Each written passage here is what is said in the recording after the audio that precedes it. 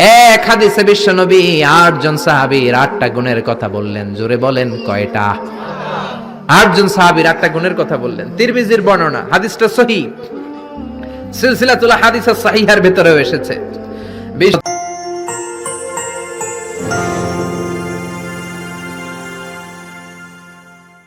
প্রথমে বললেন আরহামু উম্মতি বি উম্মতি আবু বকর, আমার উম্মতের মধ্যে সবচেয়ে দিল দরিয়া রহম দিল আবু বকর।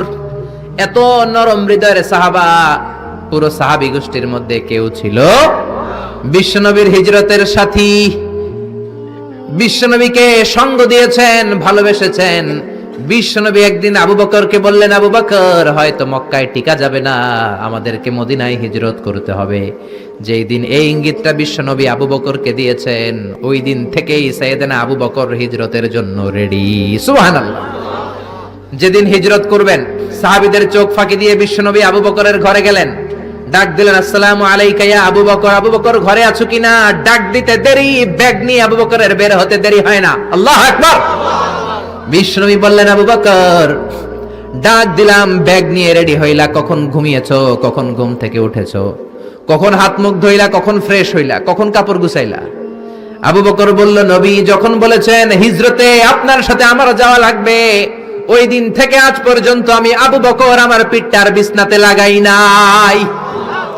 ওই রাতে সাইয়েদনা আবু বকর যেই সওয়াব কামিয়েছেন, ওই সওয়াবটাকে যদি একটা পাল্লায় রাখা হয়, পৃথিবীর আমাদের সব সওয়াবগুলো যদি আরেক পাল্লায় রাখা হয়, ওই হিজরতের রাতের সওয়াবটা আবু বকরের যে সওয়াবটা, ওই আবু বকরের সওয়াবের পাল্লাটা মুহূর্তের মধ্যে ভারী হয়ে যাবে। সুবহানাল্লাহ। আসতে বলেন। এত নরম হৃদয়ের সাহাবী ছিলেন আবু বকর। নামাজে দাঁড়ালে শুধু কাঁদতেন, এজন্য অনেক সাহাবী ওনারে পছন্দ করতো না। বিশ্বনবীর ইন্তেকালের পরে বছর খানিক মসজিদে নববীতে যতদিন বেঁচে ছিলেন ইমামতি করেছেন। আল্লাহু আকবার বলে যখন আলহামদুলিল্লাহি রাব্বিল আলামিন, তখনই কান্নায় ভেঙে পড়তেন। তেলাওয়াত শুরু করলেই কাঁদতেন। হেরেম শরীফে যারা নামাজ পড়েছেন, শেখ আব্দুর রহমান আস-সুদাইস আযাবের আয়াতগুলো পড়ে যখন টান দেয়, মুসল্লিগুলো সহ্য করতে পারে না। উনি নিজেও তেলাওয়াত থামিয়ে কাঁদে, মুসল্লিরাও কাঁদে। হেরেমের চারদিকে কান্নার রোল পড়ে যায়, চিৎকারের রোল পড়ে যায়, শুধু কান্নার কান্না, শুধু কান্না। সাইয়েদনা আবু বকর যখন নামাজে দাঁড়াতেন শুধু কাঁদতেন। বুখারীর বর্ণনা, রজুলুন আসিফ, নরম হৃদয়ের লোক ছিলেন। আই রাকিকুল কলবি ওয়া সারিউল বুকা, এত অন্তর নরম, নামাজে দাঁড়ালেই কাঁদতেন। দিন দুনিয়ার কোনো হুঁশ তার থাকতো না। কিন্তু আমরা নামাজে দাঁড়ালে দিন দুনিয়ার খেলার হিসাব আছে না নাই? বাজারের খবর আছে না নাই? জি বাংলা আছে না নাই? সারা দিনে যেটা মনে পড়ে না, নামাজে দাঁড়ালেই ওটা মনে পড়ে। ঠিক কি না? আমরা নামাজে দাঁড়িয়ে এইভাবে শেয়ার বাজার বাড়লো না কমলো? সাকিব আল হাসান আউট হয়েছে না ছক্কা মারছে? কে জিতলো? কুমিল্লা জিতলো নাকি কি ভিক্টোরিয়ান্স, রয়টার্স মার্টার্স কি যেন আছে, আমি তো বুঝিও না অনেকগুলা। কে জিতলো কে হারলো? হিন্দি সিরিয়াল শুরু হলো নাকি আমার দল জিতলো না হারলো, এরকম টেনশন আছে না নাই? আর সাইয়েদনা আবু বকর যখন নামাজে দাঁড়াতেন, দাঁড় দাঁড় করে চোখের পানি দিয়ে দাড়ি ভিজে যেত, চোখের পানিতে দাড়ি ভিজে যেত। সাহাবারা বললেন, ও নবী, আমাদের নামাজে মন থাকে না। বিশ্বনবী বললেন, সল্লু সলাতা মুআদ্দিআ, বিদায়ী নামাজ পড়ো, মনে করবা আজকের নামাজটাই আমার জীবনের শেষ নামাজ, তাইলে তোমার মন আর কোনো দিকে ছুটবে। আজকে এখন বাজে 11টা, যদি বলা হয় রাত 2টার দিকে আপনার মরণ, খুশ থাকবে? সবাই মাহফিল থইয়া দিবেন দৌড়, আমার মরণ 2টার দিকে। আহা, 2টার দিকে মরণ। জীবনের কোনো গ্যারান্টি নাই। যদি আপনার বলেই দেয়া হয় 2টার দিকে আপনার মরণ, এখন তুমি 2 রাকাত নামাজ পড়ো, এটাই শেষ নামাজ, ওই দিনের নামাজটা আপনি কত সুন্দর করে পড়বেন। আহা, ওই দিন আপনি কত সুন্দর করে ওযু বানাবেন, ওই দিন আতর মাইখা একেবারে আতর আলী হয়ে যাবেন, ওই দিন পাঞ্জাবি পড়বেন, ওই দিন যায় নামাজে দাঁড়াবেন, ওই দিন আপনার নামাজে কোনো তাড়াহুড়ো নাই, ঠিক কিনা? ওই দিনের রুকুটা আপনার জীবনের সব চাইতে শ্রেষ্ঠ রুকু হবে। ওই দিনের সেজদাটা আপনার জীবনের শ্রেষ্ঠতম সেজদা হবে। ওই দিনে সেজদায় যে চোখের পানি দিয়ে আপনি যায় নামাজ ভিজায় দিবেন, এর কারণ আপনি নিশ্চিত, you are certain that you are going to die. আপনি রাত 3টার দিকে মারা যাচ্ছেন জানার কারণে আপনার নামাজে এত ভক্তি। আমরা যে মাহফিল শেষে বাড়িতে যেতে পারবো কোনো গ্যারান্টি আছে নাকি? আরো আধা ঘন্টা বাঁচবো, গ্যারান্টি আছে? শ্বাস যেটা ভেতরে নিলাম বের করতে পারবো, গ্যারান্টি আছে? তো তাইলে নামাজে যখন দাঁড়াই এটা ভাবতে সমস্যা কি যে এটাই আমার শেষ নামাজ? কারণ আমার তো কোনো গ্যারান্টি লেটার নাই। চিল্লায় বলেন ঠিক কি না? Perform the salah as if it's your last and final prayer. এমন ভাবে নামাজে দাঁড়াবেন যেন এটাই আপনার লাস্ট এন্ড ফাইনাল প্রেয়ার, এটাই আপনার শেষ নামাজ। এরপরে আর নামাজের সুযোগ হয়তো আমি নাও পেতে পারি, জোরে কোন ঠিক কি না? এই কথা যখন সাহাবারা শুনলেন আর নামাজে নড়েও না চড়েও না। মরুভূমির মাঝখানে যখন সাহাবারা দাঁড়াতেন, আকাশের পাখিগুলো খেজুর গাছ মনে করে সাহাবাদের মাথায় এসে বসে যেত। সুবহানাল্লাহ, বাড়িতে যে পাখিগুলো মনে করতো এগুলো মরুভূমির মাঝখানের খেজুর গাছ, মাথায় এসে বসে যেত। আর আমরা নামাজের মধ্যে দাঁড়ালে আমাদের কোনো খেয়াল থাকে না, আমাদের এদিকে সামনে ডানে বায়ে নজর যায়, ঘড়ির দিকে তাকায়, অনেকে আছে না নাই? নামাজের পর আবার এমনি তাকায়। হাদিসে এসেছে আপনার নজর যখন একবার নামাজ ছাড়া অন্যদিকে দেন, আল্লাহ বলে আকবিল, বান্দা ফিরে আয়। আবার যখন ডানে নজর দেন, আল্লাহ বলে ফিরে আয়। আবার যখন ইমাম সাহেবের দিকে এমনি তাকান, আল্লাহ কয় ফিরে আয়। তিনবার নজর দেওয়ার পরে আবার যখন ডানে বায়ে নজর দেন, আল্লাহ বলে লা হাজাতা লি ইলা সলাতিক, তোর এই নামাজের কোনো দরকার আমি আল্লাহর নাই, এই নামাজের কোনো দরকার নাই। এজন্য সালাত পড়তে হবে আর অন্তরে ভয় থাকতে হবে কার? قد أفلح المؤمنون الذين هم في صلاتهم خاشعون। আবু বকর তাই করতেন, কানা রজুল আসিফ, নামাজে দাঁড়ালে দরদর করে কেঁদে কেঁদে দাড়িগুলো ভিজায় দিতেন। আল্লাহু আকবার। এজন্য বিশ্বনবী বলতেন আরহামু উম্মতি বি উম্মতি আবু বকর, আমার উম্মতের মধ্যে সবচেয়ে নরম হৃদয়ের হলো আবু বকর। 2 নম্বরে বিশ্বনবী বললেন ওয়াশাদ্দুহুম ফি আমরিল্লাহি উমর, আর আল্লাহর দ্বীনের ব্যাপারে সবচেয়ে কঠোর সাহাবী হলো উমর। সবচেয়ে কঠোর কে? এজন্য বিশ্বনবী বলতেন আমার পরে নবী নাই, আমার পরে কোনো রাসূল নাই, তবে কেউ যদি নবী হতো আমার ওমর নবী হতো। লা নবিয়্যা বা'দি ওয়ালা রাসূলা, আমার পরে কোনো রাসূল নাই, কোনো নবী নাই, তবে লাউ কানা বা'দি নাবিয়্যুন লাকানা উমর, যদি নবী হওয়ার যোগ্যতা কারো থেকে থাকে আমার ওমরের আছে। প্রভু তুমি বলেছ রাসূল দেবে না, বলনি দেবে না ওমর, বলনি দেবে না হামজা তারিক, খালিদ বিজয়ী সমর। প্রভু তুমি বলেছ রাসূল দেবে না। আল্লাহু আকবার। এই ওমরের মতো যদি লাঠির বাড়ি দেওয়া যেত, উনি নামাজেও লাঠি নিয়ে দাঁড়াতেন।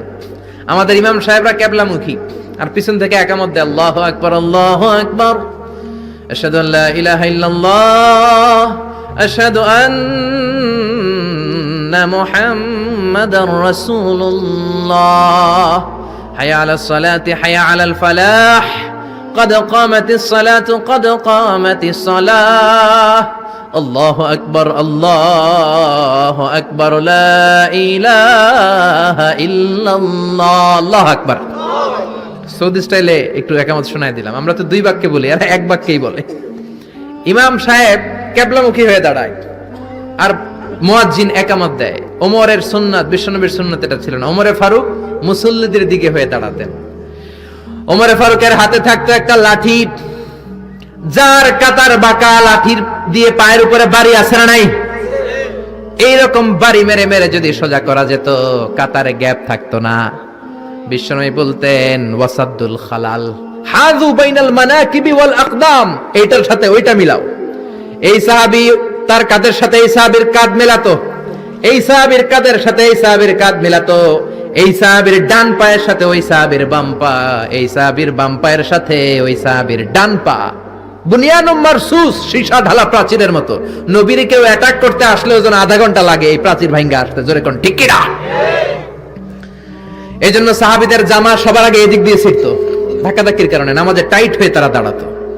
সাইয়েদনা ওমরে ফারুক লাঠি দিয়ে কাতার সোজা করে দিতেন। কারো যদি কাতার বাঁকা হতো লাঠি দিয়ে মারতেন, এই সোজা করো।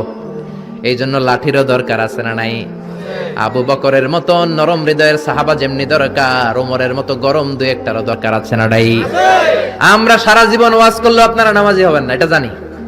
যাদের নসিব ভালো 2-4 জন হবেন, বেশিরভাগই বেনামাজি। আমি সারা জীবন যদি মাদক নিয়ে ওয়াজ করি, গাঞ্জা খাওয়া বন্ধ হবে? কিন্তু প্রধানমন্ত্রী যদি বলে কালকে থেকে কেউ যদি ইয়া বাটানে, জাগার মধ্যে ওর পিঠের মধ্যে 100 বেত, 10,000 টাকা জরিমানা, 10 বছরের জেল। ইয়াবা বাবা পাওয়া যাবে? আর গাঞ্জা বাবা থাকবে? বাংলাদেশ থেকে গাঞ্জা নাই। প্রধানমন্ত্রী যদি বলে নামাজ না পড়লে 10,000 টাকা জরিমানা, এক ওয়াক্ত সারবি 10,000 টাকা দিবি, বাংলাদেশের সব মানুষ মুসল্লি হয়ে যাবে। এজন্য বিশ্বনবী বলতেন ইন্নাল্লাহা লা ইয়াযাউ বিল কুরআন, আল্লাহ কোরআন দিয়ে যেটা সমাজে করান না, ইয়াযাউ বিস সুলতান, এটা ক্ষমতা দিয়ে করান। ঠিক কি না? প্রধানমন্ত্রী ক্ষমতার মসনদ থেকে মাইরের ঘোষণা দিবে আর আমরা ওয়াজ কইরা যামু। ওয়াজ আর মাইরের সমন্বয়ে ইসলাম কায়েম করবে কে? আল্লাহ। শুধু ওয়াজ দিয়ে ইসলাম কায়েম হবে? ওমরে ফারুক তাই করতেন, লাঠি দিতেন, লাঠি দিয়ে সোজা করে দিতেন। এজন্য শয়তান ওনারে ভয় পেত। বিশ্বনবী বলেন ওয়াল্লাযী নাফসি বিয়াদিহি, যে আল্লাহর হাতে আমার আত্মা, ওমর ওই আল্লাহর কসম করে বলি, মা সালাকা আশ-শাইতানু সালিকান ফাজ্জান ইল্লা সালাকা ফাজ্জান গায়রা ফাজ্জিক, তোমার যদি ইবলিস কোন রাস্তা দিয়ে আসতে দেখে, ইবলিসের বাপের কিনা, ইবলিস ওই রাস্তা ধুইয়া আরেক রাস্তা দিয়ে হাঁটে। ওমর তোমার যদি শয়তান দেখে তুমি এই দিক দিয়ে আসো, শয়তান জীবনও এই রাস্তা দিয়ে চলবে না, আরেক রাস্তা দিয়ে শয়তান দেয় দৌড়। ও মিয়া, যেই লোকরে শয়তান ডরায় ওই লোকের ঈমানটা কেমন ছিল জোরে বলেন আল্লাহু আকবার। মুনাফিকের বাচ্চারা ভয় পেত ওমরে ফারুককে, জমের ভয়। এমনকি বিশ্বনবীর বিবিরাও ভয় পেত। বিশ্বনবীর বিবিরা মাঝে মাঝে নবীরে ধরতো, ও নবী আমার এইটা লাগবে ওইটা লাগবে। বিশ্বনবী বললেন লাগবে বললে তালাক দিয়ে দিব, যাও তালাক দিয়ে দেব। ধনী সাহাবীর কাছে যে বিয়ে বসো, আমি নবীর কাছে থাকলে এভাবেই থাকতে হবে। কিন্তু বিবিরাও ছাড়ার পাত্র না। সব বিবিরা একবার বিশ্বনবীরে ধরলেন, ধরে বলে, ও নবী, আয়েশার বাড়িতে যেদিন থাকেন ওই দিন সাহাবীরা বেশি বেশি হাদিয়া পাঠায় কেন? আমাদের ঘরে যেই দিন থাকেন হাদিয়া পাঠায় না কেন? আচ্ছা, ইমাম সাহেবের বাড়িতে কে হাদিয়া পাঠাবে, কি গিফট দিবে তার, এটা কি উনার বিষয়? যিনি দিবে এটা উনার বিষয়, ঠিক কি না? বিবিরা বললেন আমাদের ঘরেও যেন হাদিয়া পাঠায়, আপনি মসজিদে এলান দিয়ে দিয়েন। বিশ্বনবী কয় আমি পারুম না, বিবিরা কয় পারতেই হবে। বিশ্বনবী বললেন না না, আমি এই কথা মসজিদে বলতে পারবো না। বিবিরা বললেন আপনি বলতেই হবে। ইন দা মিন টাইম দরজার বাইরে থেকে কে যেন সালাম দিল, আসসালামু আলাইকুম ওয়া রাহমাতুল্লাহ। বিশ্বনবী বললেন ওয়া আলাইকুম আসসালাম। বিশ্বনবী বুঝলেন সালামটার কারণ না, এটা ওমরের সালাম। বিশ্বনবী সালামের উত্তর দিয়া বিবিদের দিকে তাকায় দেখে একটা বিবিও নাই, সব অন্দরমহলে দৌড়। সুবহানাল্লাহ কইবেন না? এই ভয়টা কিন্তু আবার ডাকাইত দেখলে যেই ভয় ওইটা না, এটাকে আরবিতে বলে হাইবাত। হাইবাত ওমর, ওমরের হাইবাত এমন ছিল, শয়তান ভয় পেত, মুনাফিকরা জমের মতো ভয় পেত। আমাদের মা উম্মুল মুমিনিন বিশ্বনবীর বিবিরাও ওমরের কে ভয় পেত। সুবহানাল্লাহ। আমরা বাচ্চারা যদি না খায়, খেতে চায় না, আমার এক মেয়ে ছোট্ট খেতে চায় না, গল্প বলে খাওয়াই, আমি এদিক দিয়ে খাওয়াইলে ওদিকে দৌড়, এদিক দিয়ে ধরলে ওদিকে দৌড়। আপনাদের ছেলে মেয়েদের একই অবস্থা, বাচ্চারা খেতে চায় না, ঘুমাতে চায় না। তখন আমরা বলি ঘুমাও না হলে বাঘ আসবে, বাঘ, বিড়াল আসবে, বিড়াল। আপনারা কি কোন? আর ওরাতে হ্যাঁ বিলাই, বিলাই আইব, কুত্তা আইব। আমরা বলি কুকুর আসবে, বিড়াল আসবে, ঘুমাও ঘুমাও। বাচ্চারা তখন ভয়ে ঘুমায়। ওমর ফারুক যখন মদিনার গভর্নর, মদিনার প্রেসিডেন্ট, মদিনার মায়েরা বিড়াল আর বাঘের ভয়ে দেখাতো না। বাচ্চারা যখন মদিনাতে খেতে চাইতো না, ঘুমাতে চাইতো না, মদিনার মায়েরা বলতো তাড়াতাড়ি ঘুমাও, ওই যে ওমর আসতেছে, ওমর। চিৎকার করে পড়েন আল্লাহু আকবার।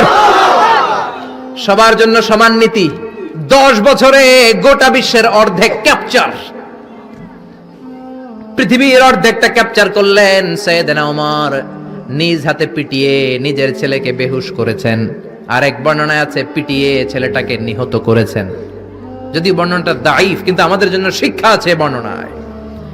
হঠাৎ একবার ঘরে ঢুকলেন, ওই ছেলের নাম ছিল আবু শাহমা, মূল নাম আব্দুর রহমান। ওনার বিখ্যাত যে ছেলে আব্দুল্লাহ ইবনে ওমর, উনি আরেকজন। আরেক ছেলে ছিল আব্দুর রহমান মারুফুন বিআবি শাহমা, সবাই তার ডাকতো আবু শাহমা বলে। একদিন ঘরে ঢুকে দেখে মদের গন্ধ পাওয়া যায়। আবু শাহমারে বললেন ইয়া আবা শাহমা আশারিবতা খামরান, মদ খাইছস? কয় না আব্বা, শারিবতু নাবিজান, নাবিজ খেয়েছি। খেয়াল রাখবেন মদ হারাম, মদ খেলে আসিবেত, কিন্তু নাবিজ খাওয়া হালাল। নাবিজ হচ্ছে আরব দেশেরা খায়, সাদা দুধের মধ্যে রাতে শক্ত খুরমা যদি 5টা ফেলে রাখেন, সকালে ওইটা দেখবেন দুধের রং আর সাদা নাই, খুরমার রস টেনে দুধটা লাল হয়ে গেছে। এটা খেলে স্বাস্থ্যের জন্য আরব দেশে খুব ভালো, কিন্তু এটা রাতে ভিজাইলে সকালেই খাইতে হবে। এটা যদি 3 দিন রেখে দেন, 4 দিন রেখে দেন, এটা তারির মতো মদ হয়ে যাবে। মাতলামি হবে, খাওয়া যাবে না। ওমরের ছেলে ওই মজাটা নেয়ার জন্য 4 দিন ভিজায় রাখছে, তারপরে নাবিজ নামক মদ খেয়েছে। ওমর বললেন, মদ খাইছস নাকি? আবু শামা বলে, খাই নাই। ওমর বললেন, তাআলা ইলে, এদিকে আয়, ইফতাহ ফামাক, মুখ খোলো। মুখ খোলার পরে গন্ধ নিয়ে দেখে নাবিজ মাখানো মদের গন্ধ পাওয়া যায়। কোনো কথা নাই, কলারটা ধরলেন, টানতে টানতে মসজিদে নববীর বারান্দার পিলারে নিয়ে বাঁধলেন। জোরে আযান হলো, নামাজ পড়লেন। নামাজের পরে সালাম ফিরালেন। সালাম ফেরানোর পরে বললেন, মাকানাকুম ইনদানা হাদ। নামাজের পরে সুন্নত পরে সবাই বসবেন, একটা বিচার আছে। এই গুরুদণ্ড, এটাকে আরবিতে বলে হাদ, প্লুরাল হচ্ছে হুদুদ। সবাই যখন ওযু করে ঢুকতেছিল, বারান্দায় দেখে ওমরের ছেলে বাধা। সবার চিন্তা, হায় হায় কি ঘটনা ঘটলো, প্রেসিডেন্টের ছেলে পিলারের মধ্যে বাধা কেন? নামাজের পরে হাজার হাজার সাহাবী সবাই বলল, খলিফা কি হয়েছে? মাল আমর, হোয়াট হ্যাপেন্ড? ওমরে ফারুক বললেন, এটাই নাবিজ খেয়েছে, তবে এটা মদ হয়ে গেছিল, এখন 80 বেদ দিব। কানা ঘুষা, হাজার হাজার সাহাবী। কেউ কেউ বলল, খলিফার ছেলে তো মনে হয় মারবে না, ধমক দিয়ে ছেড়ে দিবে। এরকম কিছু বিচার দেশে আছে না নাই? মিলায় দেয়, ঘুষ খায়া ছাইরা দেয়। এমপির পোলা হইলে 7 খুন মাফ, চিল্লা এখন ঠিক না? কেউ বলে না, ওমর সারার পাত্র না, তবে 80টা মারবে না, 40টা দিবে অ্যাটলিস্ট। কয়টা? ওমর ফারুক চেয়ারে বসলেন, হাজার হাজার মানুষ, পিনপতন, নীরবতা। জল্লাদরে বললেন, হাতি জিলদ মিন বাইতুল মাল, বাইতুল মালের ঘর থেকে খেজুর গাছের চামড়া দিয়ে বানানো বড় সাইজের একটা চাবুক আন, সবচেয়ে বড়টা আনবি। সবচেয়ে বড়টা আনা হলো। এবার ওমরে ফারুক বললেন, ইবদা বিসমিল্লাহ, শুরু কর আল্লাহর নামে। সাইয়েদনা ওমর ফারুকের সামনে দাঁড়িয়ে জল্লাদ মারবে 80টা বাড়ি। মারতে শুরু করেছে, ওয়াহিদ, ইসনাই, তালাতা, 3 বাড়ি মারার পরে ওমরে ফারুক জল্লাদকে দিলেন এক থাপ্পড়। 3 হাত দূরে যে পড়লো জল্লাদ। জল্লাদের হাত থেকে চাবুক তুলে ধমক দিলেন, তুই কি চাবুক মারোস নাকি চাকরি বাঁচাস? আস্তে মারলি কেন? আসলে আস্তে মারে নাই, দেহে যত জোর ছিল, ওমরের হুকুম তামিল করবে না এরকম জল্লাদ মদিনায় ছিল না। জোরে কোন ঠিক কিনা? যত জোর ছিল তত জোরে মেরেছে, কিন্তু ওমরের পছন্দ হয় নাই। ওমর বললেন, ইনদাকা তালাতা ইনদি ওয়াহিদ, তোর হিসাবে 3টা, আমার হিসাবে মায়ের হইছে 1টা। আমি 2 নাম্বার থেকে শুরু করব। 2, 3। মারতেছে কে? মদিনাতে উনারসে পালোয়ান আর কেউ নাই। এক একটা বাড়ির আঘাতে ওমরের ছেলে আবু শামা চিৎকার করে কাঁদে। এক একটা বাড়িতে চামড়া ছিঁড়ে যায়, রক্তগুলো ছোপ ছোপ করে নববীর দেয়ালের মধ্যে লাগে। ছোট্ট ছেলেটা ডেকে বলে, আব্বা আমারে মাফ করে দাও, আর জীবনে মদ খাবো না। সাইয়েদনা ওমরের পাষাণ হৃদয় নরম হয় না, কারণ আসাদ্দুহুম ফি আমরিল্লাহি ওমর, আল্লাহর দিনের ব্যাপারে সবচেয়ে কড়া, কোনো ছাড় নাই। এক একটা চাবুক মারে, লোকজন কেঁপে কেঁপে ওঠে। 10টা 15টা মারার পরে ছেলে বেহুশ, পানি দেওয়ার পরে আবার হুশ, আবার মারা শুরু করা হলো। 30টা মারার পরে আবার বেহুশ। এইবার আবু শাহামার মা ওমরের বউ এসে ওমরের পা ধরে ডেকে বলে, ওমর তোমার পায়ে ধরে ক্ষমা চাই, আমার কলিজার টুকরা বাজানটারে তুমি মেরে দিও না। 80টা বেত মারতে হবে, মেরেছো 30টা, আরো মারবা 50টা। যা ওমর, প্রতিটা বেতের বাড়ির বিনিময়ে আমি আবু শাহামার মা একটা করে ওট আল্লাহর রাস্তায় সদকা করে দেব। ওমর বলে, না আবু শাহামার মা, এটা আল্লাহর আইন, গোটা দুনিয়াটা দিলেও একটা চাবুকের বাড়ি থেকে ওরা কেউ বাঁচাতে পারবে না। মারতে লাগলেন, আবার পানি দিয়ে আবার হুশ। ওমরের বাড়ি যে খেয়েছে সে বুঝেছে। 50টা বাড়ি মারার পরে আবু শাহামা দুনিয়া থেকে শেষ। রাগে ওমর গড়গড় করছেন, বললেন, এই বেয়াদবটারে গোসল করা, জানাজা দে, কবর দে। কবর দেওয়ার পরে কবরের উপরে মারা শুরু করছে। 51, 52, 53, 80টা চাবুক মারার পরে আল্লাহরে ডেকে বলে, আল্লাহ আমার ছেলে হওয়ার কারণে কোনো পার্সিয়ালিটি করি নাই, বিচারে 2 নাম্বারই করি নাই। 80টা গুনে গুনে বেত মেরেছি, দেহে যত শক্তি ছিল ততগুলো মেরেছি। কিয়ামতের ময়দানে জালিম ওমর বলে, তুমি কিন্তু আমারে ডাকতে পারবা না আল্লাহ, জালিমদের কাতারে আমারে উঠাতে পারবা না, আমারে জালিম বলতে পারবা না। ওইরকম ওমরের দরকার আছে না নাই? ওই ওমরের লাঠির বাড়ি যদি থাকতো, দেশটারে মদিনা বানায় দিত কে? চোরদের হাত যদি কাটা যেত, দেশটারে সুন্দর করতো কে? একটা জিনাখোরের ফাঁসি যদি বাইতুল মুকাররমের স্কয়ারের মধ্যে দিয়ে দেয়া হতো, এরপরে আর জিনা হতো? একটার ফাঁসি হয়ে গেলে আর তনুর মতো কোন নারীকে ধর্ষিতা হওয়া লাগতো না। খাদিজার মতো কোন মেয়েকে কেউ কোবানোর সাহস পেত না। জোরে বলেন ঠিক কিনা?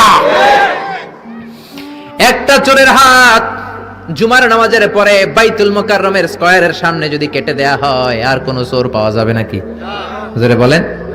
তবে আমচোর, জামচোর, কলাচোর ওই চোর না, যেই চোরগুলো বড় বড় জিনিস চুরি করে, ব্যাংক চুরি করে, দেশের টাকা চুরি করে, এক কলমের খোঁচায় 1000 কোটি টাকা চুরি করে, ওই চোরদের হাত কাটতে হবে। শেয়ার বাজার খায়া ফেলায়, হলমার্ক খায়া ফেলায়, দেশের টাকা খায়া ফেলায়, সুইজারল্যান্ডে সব টাকা পাঠায়, এরকম বড় বড় চোর আছে না নাই?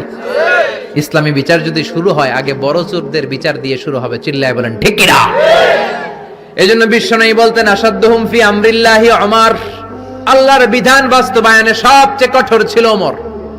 এক নারী এসে বলল, ওমরে ফারুক, আমার স্বামী আমারে তালাক দিয়েছে 100টা। কয়টা? শুনতেছেন? একটু জিমাই গেলেন মনে হয়। আমার স্বামী আমাকে 100 তালাক দিয়েছে। কয় তালাক? আসলে দিতে হবে কয় তালাক? তাও একটা একটা করে, ঠিক কিনা? ওমরে ফারুক ডেকে আনলেন, স্বামীরাও আনলেন, বউরে আনলেন। ও স্বামী, কয় তালাক দিছো? কয় 100টা দিছি। ওমরে ফারুক বললেন, তালাক হচ্ছে মিন শাআইরিল্লাহ, এটা আল্লাহর নিদর্শন। আল্লাহর নিদর্শন নিয়ে ফাইজলামি করার অনুমতি তোরে দিছে কে? 3 তালাকে তোর বউ তালাক, বাকি 97 তালাক তোর পিঠের উপরে পড়বে। সুবহানাল্লাহ। বাড়িতে যে বউরে 100 তালাক দিছে এক ডাকায়, ওমর ফারুক বললেন 3 তালাকে তোর বউ তালাক, বাকি 97 তালাক তোর পিঠে। এজন্য লাঠির দরকার আছে না নাই? ওমর ফারুক জোহরের নামাজের ইমামতি করলেন। নামাজের পরে দেখলেন একদল লোক গোল হয়ে বসে জিকির করে। আসরের পরেও দেখলেন গোল হয়ে জিকির করে। মাগরিবের পরে দেখলেন সব লোক কাজে চলে যায়, ওই একদল লোক জিকির করে। ওমরে ফারুক বললেন, মান আনতুম, তোমরা কারা? কয়, নাহনু আল মুতাওয়াক্কিলুনা আলাল্লাহ, আমরা আল্লাহর উপর তাওয়াক্কুলকারী। তো কাজ বাজ নাই, খালি জিকির করো। খাও দাও কিভাবে? কয়, আমাদের জিকির দেখে লোকজন খানা দিয়া যায়। ওমরে ফারুক বললেন, তাহলে তো তোমরা মুতাওয়াক্কিলুনা আলাল্লাহ নও, তোমরা হচ্ছে আল মুতাওয়াক্কিলুন বা'দুকুম আলা বা'দ, একে অপরের উপর তাওয়াক্কুলকারী। যারা তোমাদের জন্য রুটি নিয়ে আসছে এদের উপর তাওয়াক্কুলকারী। কে বলেছে নামাজের পরে বসতে? ফাইদা কুদিয়াস সালাতু ফান্তাশিরু ফিল আরদ ওয়াবতাগু মিন ফাদলিল্লাহ। নামাজ শেষ তো বের হয়ে যাও। ছাত্র যাবে স্কুলে, জনপ্রতিনিধি যাবে, মেম্বার অফ দ্য পার্লামেন্ট যাবে পার্লামেন্টে, শিক্ষক যাবে কলেজে, যারা ব্যবসায়ী তারা যাবে বাজারে। তোমরা কোনো কাজ করো না, বসে থাকো কেন? খবরদার, আজকের নামাজের পরে যদি কোনো নামাজের পরে যদি গোল হয়ে বসে থাকতে দেখি, পিটাইয়া মসজিদে নববী থেকে বের করে দেব। কাজ করতে যা, এলাকায় যে কাজ কর, বিবি বাচ্চার খবর নিয়ে চিল্লা এখন, ঠিক না? ছাড় দেন নাই, পিটাইয়া মসজিদ থেকে বের করে দিয়েছেন। আল্লাহু আকবার। এজন্য বিশ্বনবী বলেছেন, আরহামু উম্মতি বি উম্মতি আবু বকর। সাহাবীদের মধ্যে সবচেয়ে কোমল হৃদয়ের অধিকারী কে ছিল? আর সবচেয়ে কঠোর কে ছিল? 3 নম্বরে বিশ্বনবী বললেন, ওয়াসদাকুহুম হায়ান উসমান, সবচেয়ে লজ্জাশীল সাহাবী উসমান।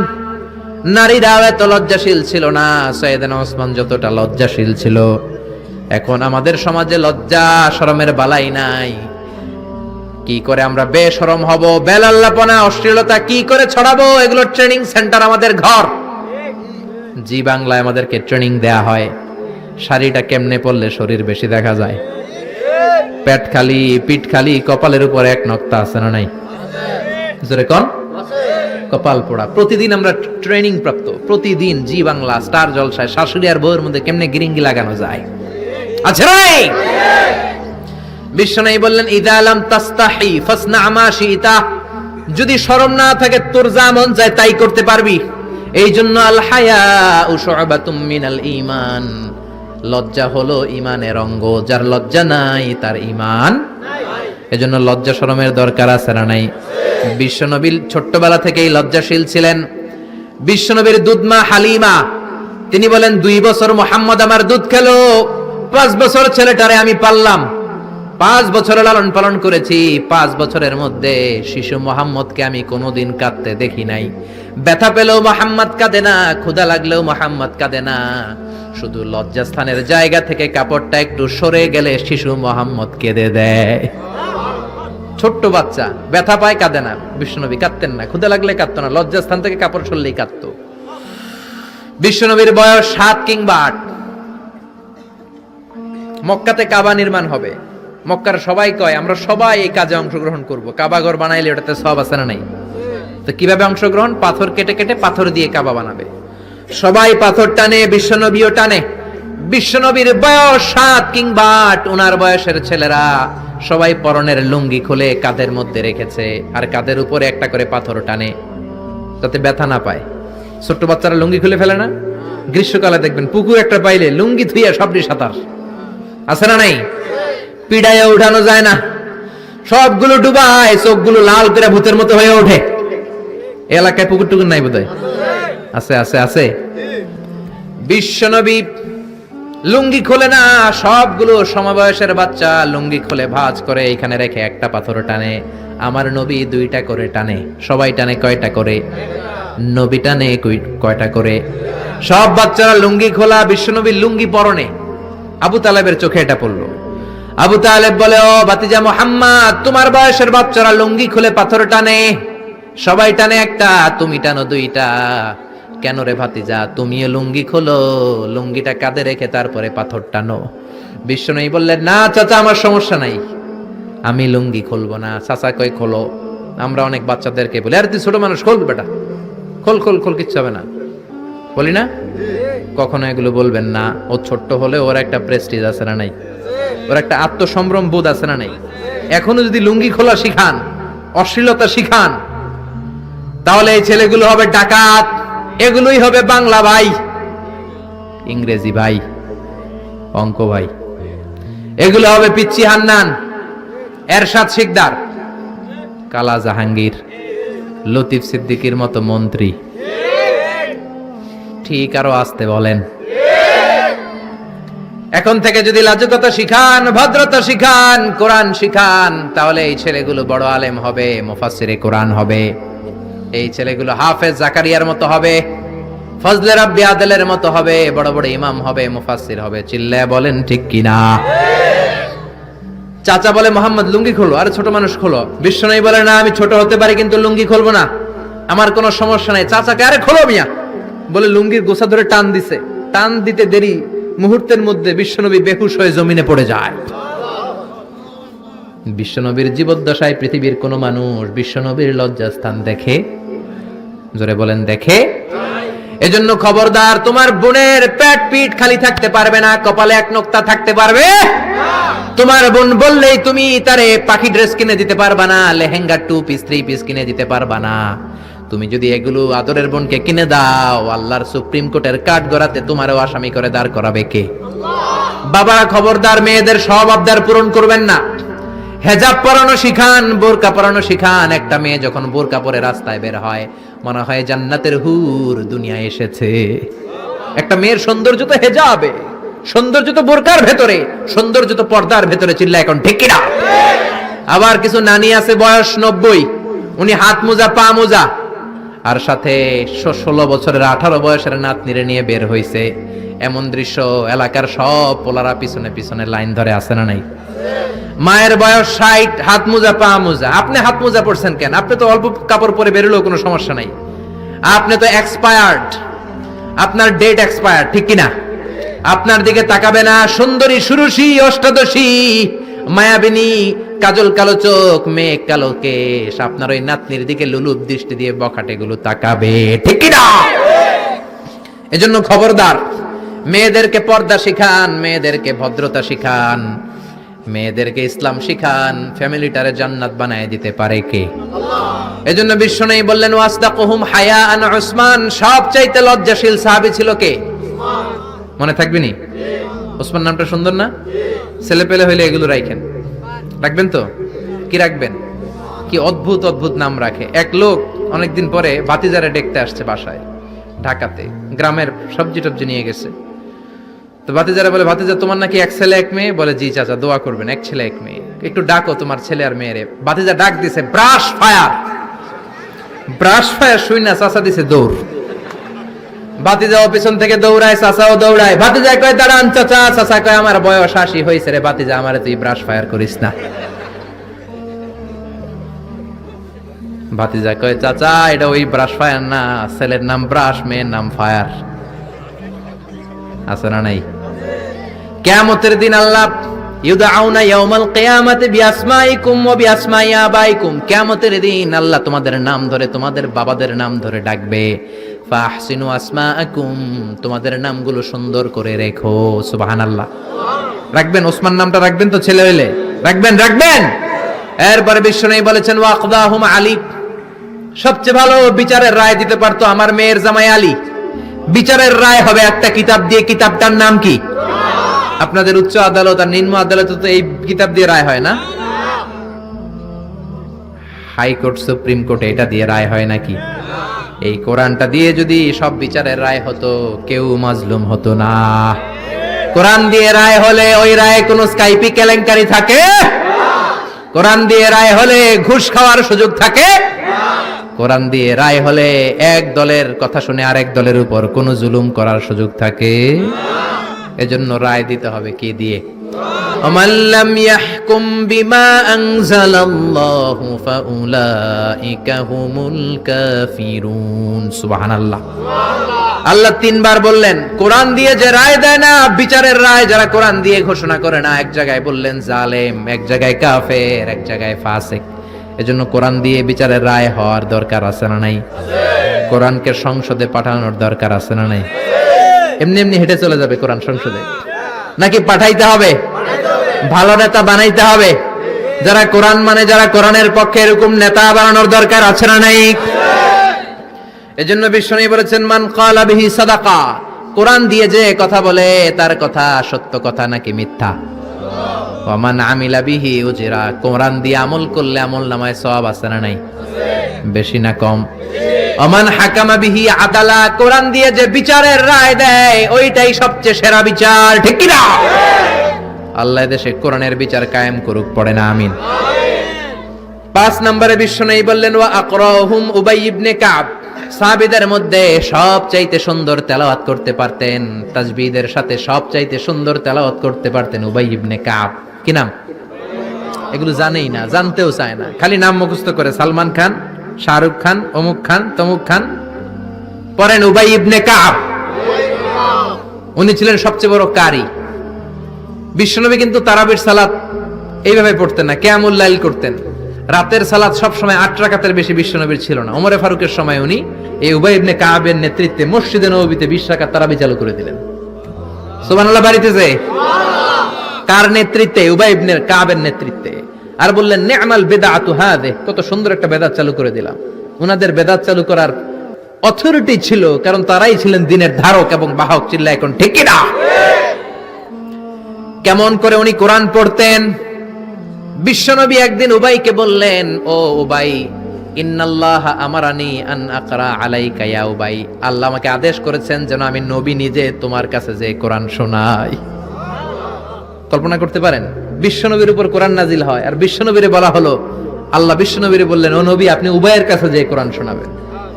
এই কথা শুনে উবাই সহ্য করতে পারে নাই, চিৎকার দিয়ে বলেন নবী আসাম্মানি, আসলে কি আমার নামটা ধরে আল্লাহ বলছে যে আমার কাছে এসে কোরআন শোনাতে?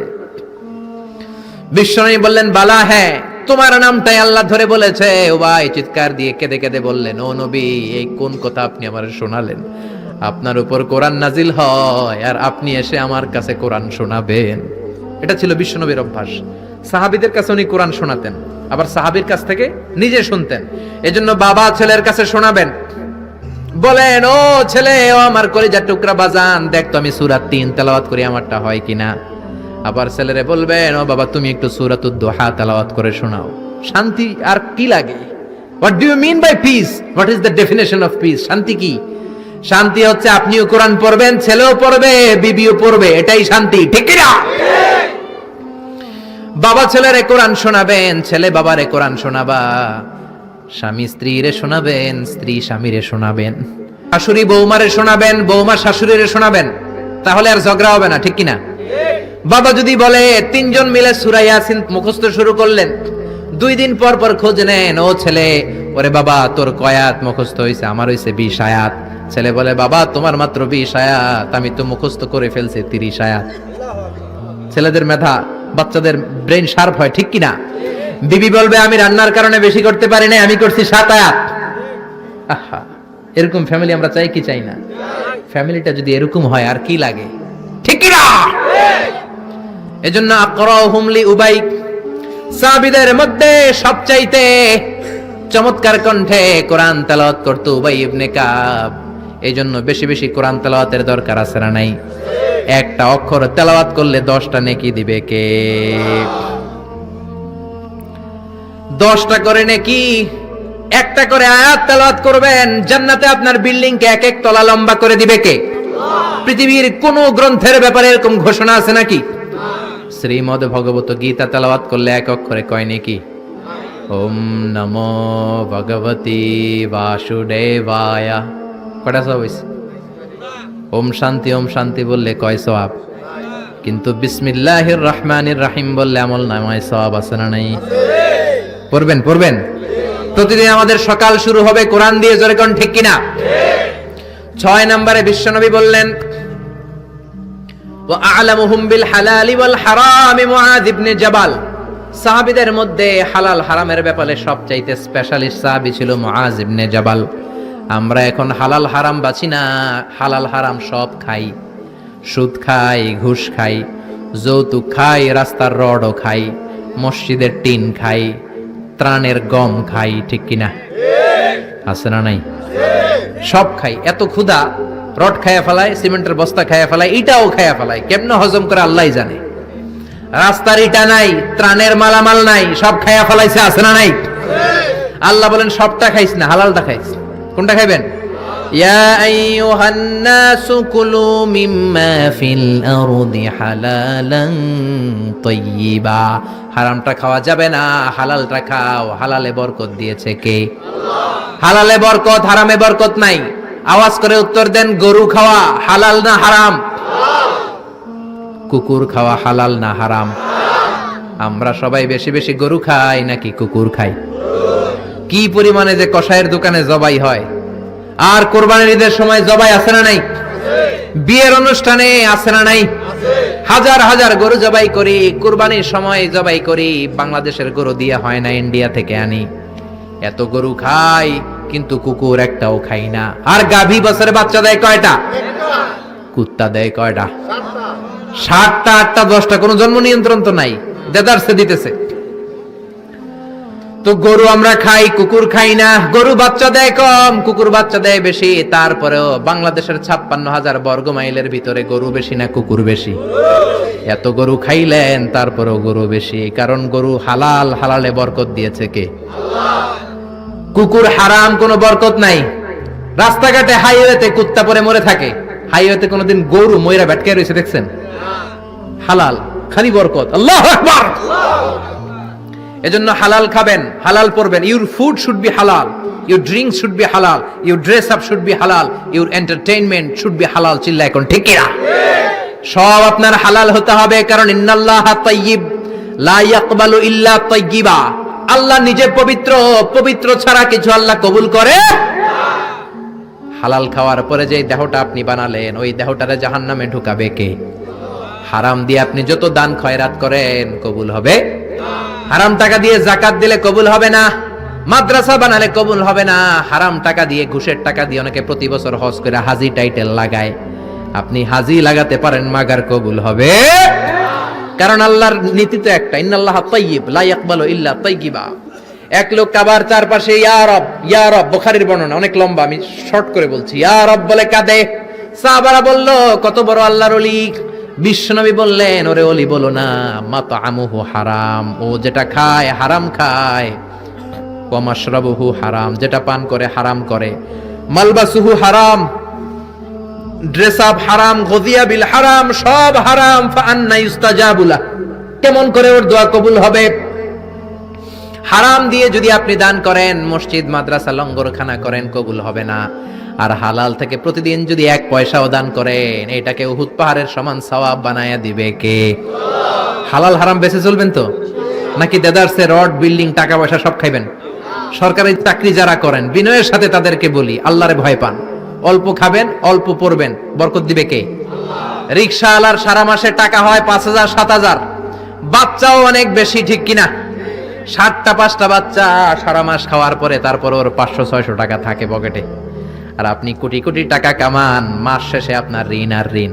কারণ হালালে বরকত বেশি, হারামে বরকত নাই। কথা বুঝতে পেরেছেন? কথা বুঝতে পেরেছেন?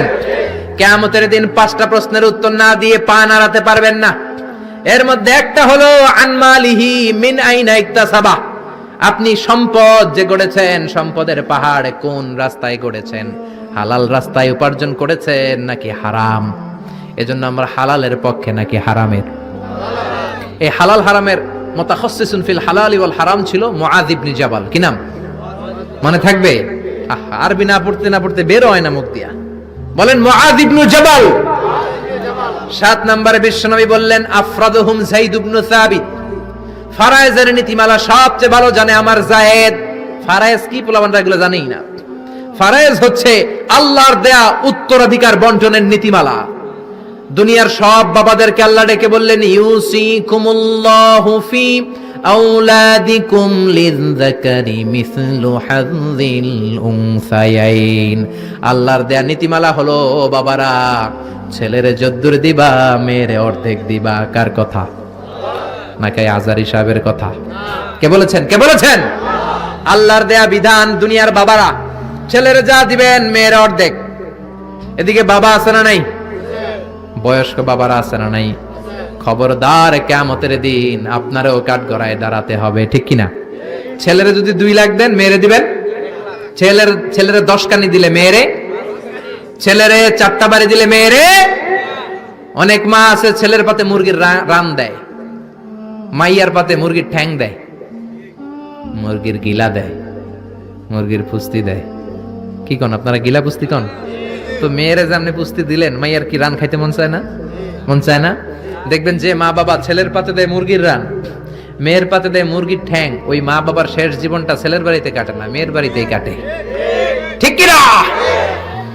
এজন্য আফরাদুহুম যায়েদ ইবনে সাবিত। যায়েদ ইবনে সাবিত সবচেয়ে ভালো ফারায়েজের নীতি জানতেন। এই ফারায়েজের নীতি যদি ভঙ্গ করেন, কিয়ামতের ময়দানে জবাব দিতে হবে। অনেক বাবা বলে, মা তোর ভাইয়েরে সব দিয়ে দিলাম, তোর লাগে আমি হাত তুলে দোয়া করে দিলাম। তো দোয়া তো আপনি করবেনই, যে যেটা পাওয়ার অধিকারী তারে ওইটা আগে দিবেন, তারপরে দোয়া, ঠিক কিনা? সব শেষে বিশ্বনবী বললেন ইন্নালি কুল্লি উম্মাতিন আমিন ওয়া আমিনু হাদিহিল উম্মাহ আবু উবাইদা ইবনুল জাররাহ। সব জাতির মধ্যে বিশ্বস্ত একজন থাকে, আমার সাহাবীদের মধ্যে সবচাইতে বিশ্বস্ত সাহাবী আবু উবাইদা ইবনুল জাররাহ। এটার নাম নিতে অনেকের দাঁত ভেঙে যাবে। আবু উবাইদা ইবনুল জাররাহ। আরবি পড়ে না তো, কোরআন পড়ার সময় নাই, খালি দুনিয়া কে মজা লে লো, দুনিয়া তোমারি হ্যায়। বিশ্বনবী বললেন আবু উবাইদা সবচেয়ে আমিন সাহাবী, নিরাপদ সাহাবী, the most trustworthy personality among my companions। আমার সাহাবাদের মধ্যে থেকে সবচাইতে বিশ্বস্ত আবু উবাইদা। কিছু লোক আছে জান যাবে, প্রাণ যাবে, কিন্তু আমানতের খেয়ানত করবে না, আছে না নাই? এই জন্য বিশ্বনবী ছিলেন আমানতের জন্য সেরা। সবাই বিশ্বনবীরে ডাকতো আমিন। আমিনের সাথে আলিফ লাম লাগান হয়ে যায় কি? আল আমিন, as-সাদিক আল আমিন।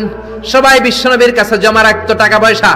এক লোক তায়েফে যাবে দল করে আবু জাহেলের, যাওয়ার আগে স্বর্ণের বাক্স এনে বলে, আব্দুল্লাহর বেটা মোহাম্মদ, কয়েক সপ্তাহের জন্য তায়েফে যাব, স্বর্ণের বাক্সটা তোমার কাছে রাখি। বিশ্বনবী বললেন, তুমি না আবু জাহেলের পার্টি করো, ওর কাছে রাখো। ও কয় না, আবু জাহেলের পার্টি করি ঠিক, কিন্তু জমা রাখা যাবে না। আবু জাহেলের কাছে যদি স্বর্ণের বাক্স দেয়া যায়, আইসা দেখবো স্বর্ণ নাই, স্বর্ণের বাক্স নাই। জোরে কোন ঠিক কিনা? এরকম নেতা আছে না নাই? অনেকে নেতার দল করে, কিন্তু নেতা পাইলে সব খায়। ভালো নেতাও আছে, অনেক ভালো চেয়ারম্যান, ভালো এমপি আছে। আপনাদের এলাকায় নিশ্চয়ই এরকম ভালো ভালো চেয়ারম্যান আছে, এমপি আছে, যাদের কারণে এই দেশের উন্নয়ন এখনো হচ্ছে। চিল্লা এখন ঠিক কিনা? এই জন্য আমানতের খেয়ানত করা যাবে না। আল্লাহ বললেন ওয়াল্লাযীনা হুম লিআমানাতিহিম ওয়া আহাদিহিম রাউন।